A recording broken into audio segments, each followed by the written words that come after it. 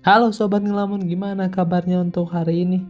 Semoga kalian tetap baik-baik saja ya. Di video kali ini saya akan membahas sebuah film yang rilis pada tahun 2024 ya guys ya. Di mana menceritakan seorang preman yang ingin dibanggakan oleh anak satu-satunya ya guys ya.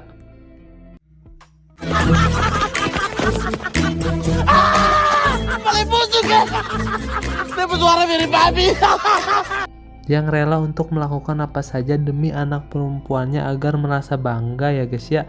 Dan gimana kah jalan ceritanya, kita langsung saja gasken. Kok bisa-bisanya buta nada jadi penyakit turunan? Johnny Z Boys, keluar kau sini! Film dibuka dengan sekelompok preman yang mencari seseorang bernama Johnny. Sekelompok preman tersebut ialah anak buah dari kakak bos. Mereka mencari Johnny dikarenakan tidak terima karena saudaranya telah diusir dari klub malam tersebut. Dan baku tumbuk di antara kedua kubu tersebut terjadi secara sengit. Orang timur itu harus adil. Dia bagian saya. Lalu kita diperlihatkan dengan aksi bela diri dari kakak bos atau ketua kelompok tersebut. Saudara mereka diusir karena kalah dari battle dance dikarenakan Iya, nasempa biji kiriku, minur paciniku. kemudian kakak bos meminta untuk tanding ulang atau battle dance ulang. Ini alunan beri peringatan, dengarkan kejutan ini bagai amukan ombak di laut, tangkap putar haluan dan cari bantuan. Hingga film kakak bos pun baru saja dimulai. Di keesokan harinya kakak bos dibangunkan oleh istrinya dikarenakan akan mengantar anaknya ke sekolah. Kakak bos pun terlihat kelelahan akibat kejadian semalam. Kakak bos tinggal bersama kedua adiknya yang bernama Nora dan Rege dan saudaranya bernama Gofur. Mereka pun berdoa terlebih dahulu sebelum melakukan sarapan pagi. Di sini kita diperlihatkan bahwa kakak bos sangat menyayangi anaknya yang bernama Angel. Sampai-sampai ia rela setiap pagi mengantarkan Angel ke sekolah walaupun dirinya sedang sibuk. Ingat slogan papa kan? Biarkan orang lain anggap kita tidak bisa. Harus percaya dengan kemampuan diri sendiri. Itu sudah. Entah apa yang menyebabkan kakak bos tidak ingin dilihat oleh orang-orang di sekolah Angel. Sepertinya kakak bos merasa malu dikarenakan penampilan mereka seperti preman. Namun entah apalah itu penyebabnya. Di sekolah Angel mempunyai dua orang teman, yaitu Jenny dan Gladys. Semalam gue gak belajar, ngerayain ulang tahun Renjun. Di kelas mereka pun akan diadakan sebuah ujian di jam terakhir. Sepertinya Angel menyukai teman kelasnya yang bernama Ezra, terlihat dari tatapannya. Di sini kita diperlihatkan bahwa kakak bos dan saudaranya membuka jasa penyedia security, bodyguard maupun debt collector untuk menagih hutang yang secara legal dan dilindungi oleh negara.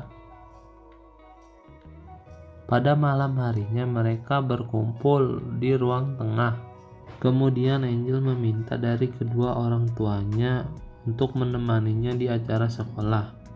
Film pun flashback di mana ketika di sekolah Angel sedang diadakan acara career day bagi seluruh wali murid.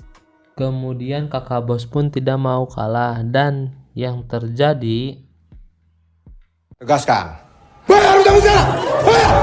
serentak seluruh murid maupun guru di kelas itu pun merasa ketakutan.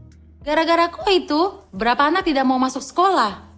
Dan akibat kejadian itu pun Angel melarang ayahnya untuk terlihat di sekolah.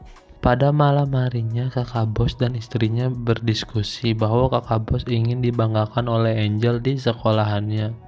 Semalaman kakak bos memikirkan cara agar ia dapat dibanggakan oleh Angel. Ketika ia udah mendapatkan ide, ia langsung membangunkan istrinya dan yang terjadi Ferdinand, kenapa masih bangun saya itu kan yang tidak penting. Ferdinand. keesokan harinya ia ditertawakan karena idenya tersebut ialah menjadi seorang penyanyi. Kalau papa jadi preman, jadi papa sudah putuskan untuk ganti profesi. Mulai sekarang papa mau jadi penyanyi.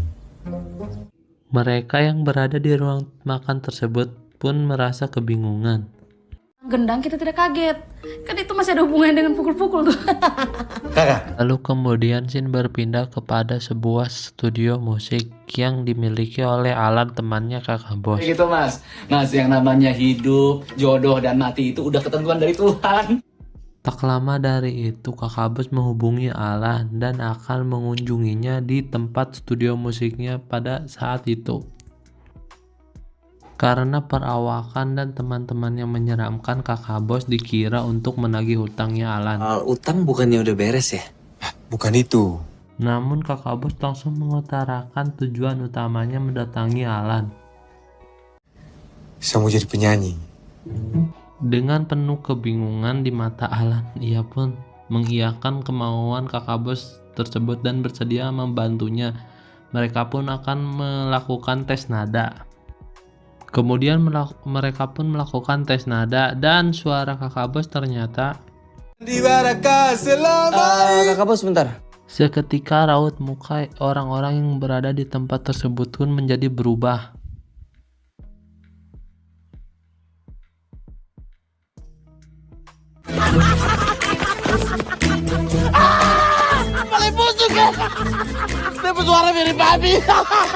Ketika kakak bos selesai bernyanyi, ia pun langsung meminta penilaian kepada orang-orang yang berada di tempat tersebut.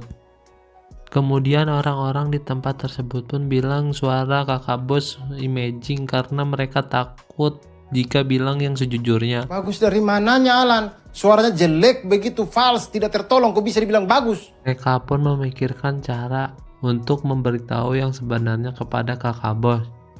Di rumah kakak bos pun langsung memberitahu seluruh anggota keluarganya. Saja, nanti papa nyanyi di acara sekolah dan mereka semua akan tersima. Lalu kemudian di keesokan harinya kakak bos menemui Alan lagi. Ini persoalan harga diri saya di mata anak perempuan saya.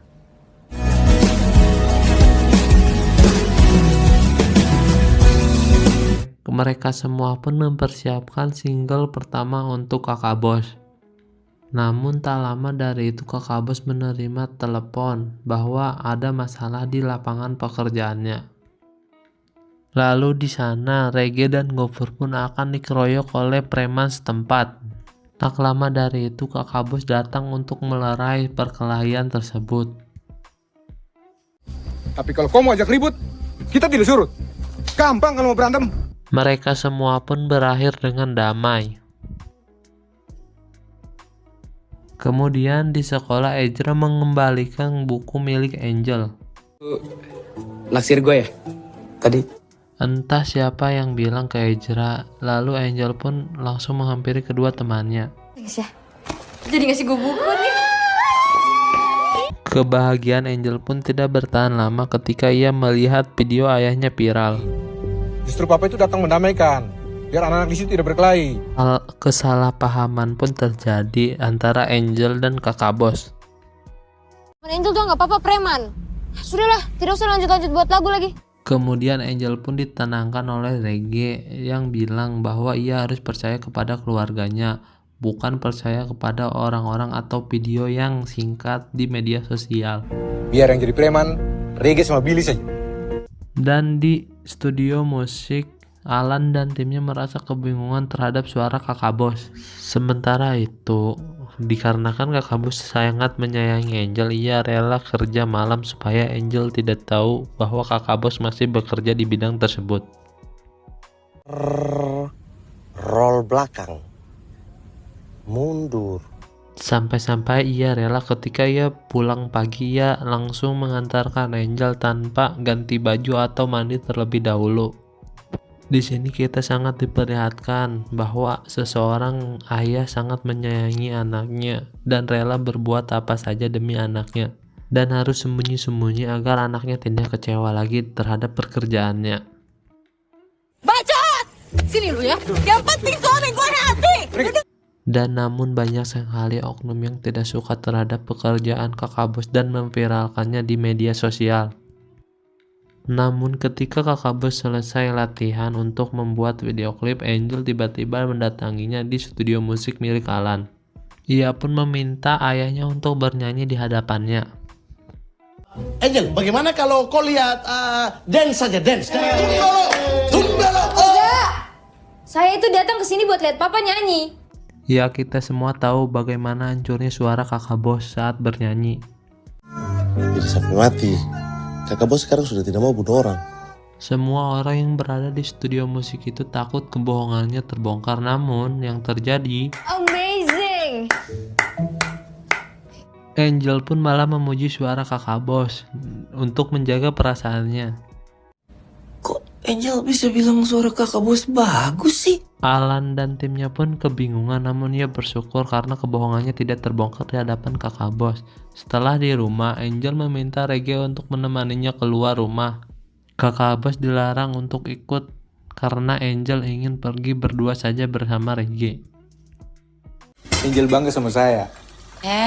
Saya juga. Kakak bos sangat bahagia dikarenakan Angel bilang bangga kepada dirinya. Namun di sisi lain, di tengah perayaan atas tidak terbongkarnya kebohongannya di hadapan kakak bos, tiba-tiba Kok bisa-bisanya buta nada jadi penyakit turunan? Angel pun mendatangin Alan dan timnya. Ia meminta agar video klipnya terus berlanjut dan jangan sampai kakak bos kecewa terhadap video klipnya gimana pun caranya. Dikarenakan ia sudah bilang kepada teman-temannya bahwa ayahnya adalah seorang penyanyi dan akan tampil di acara sekolah nanti. Begitu akan saya bakar studio ini sampai rata dengan tanah. Mau kalian dibakar, ha? Dan keesokan harinya kakak bos menemui Alan untuk mempercepat video klipnya. Mereka pun berdiskusi untuk menyelesaikan masalah tersebut. Dan Alan menyarankan untuk menggunakan voice actor atau dubbing, yaitu semacam kayak nyanyian lip sync lah gitu pakai suara orang. Namun kebohongan mereka semua terbongkar di keesokan harinya dikarenakan kakak bos tiba-tiba datang ke studio dan berbicara langsung kepada aktornya. Kayaknya orang kaya yang pengen jadi penyanyi gitu deh. Kasian ya. Untuk melepaskan kekecewaannya, ia pun sparring partner dan menghabisi lawan sparringnya tersebut. Lalu kemudian kakak bos datang ke studio dan pura-pura tidak mengetahui semuanya. Dan ketika ia selesai syuting video klip, tiba-tiba Berani-beraninya kau ya. ia pun sangat kecewa terhadap seluruh keluarganya dan Alan serta timnya. Ada apa ini? Kenapa kau ikut mereka? Lalu kakak bos pun pulang dan langsung memarahi Angel karena ikut-ikutan membohonginya. Serta di studio, Alan dan timnya merasa ketakutan karena kebohongannya terbongkar oleh kakak bos. Di rumah, kakak bos sangat kecewa terhadap saudaranya, begitupun terhadap Angel juga. Sampai-sampai ia tidak mengantarkan Angel ke sekolah seperti biasanya. Dan pada sore harinya, ibu mulai menceritakan masa lalu ayahnya Angel. Pada saat ia akan melahirkan Angel, kakak bos ternyata pernah ditangkap polisi dikarenakan aksinya untuk menagih hutang bersama bosnya yang dulu, dan ia pun tidak bisa menyaksikan kelahiran putri satu-satunya. Dan pada saat itu pula kakak bos meninggalkan dunia hitam dan membuka jasa untuk security maupun bodyguard secara legal agar ia dapat selalu bersama anaknya dan keluarganya.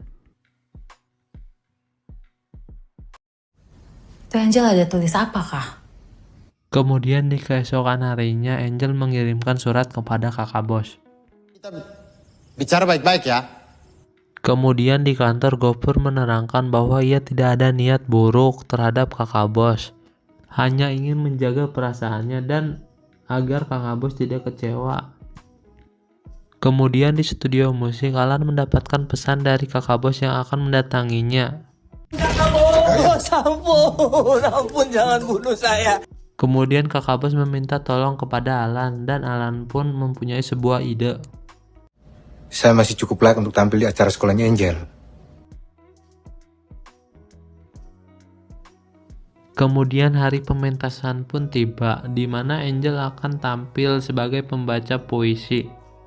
Ia membacakan puisi yang bertemakan tentang ayah dan cinta pertama anak perempuan.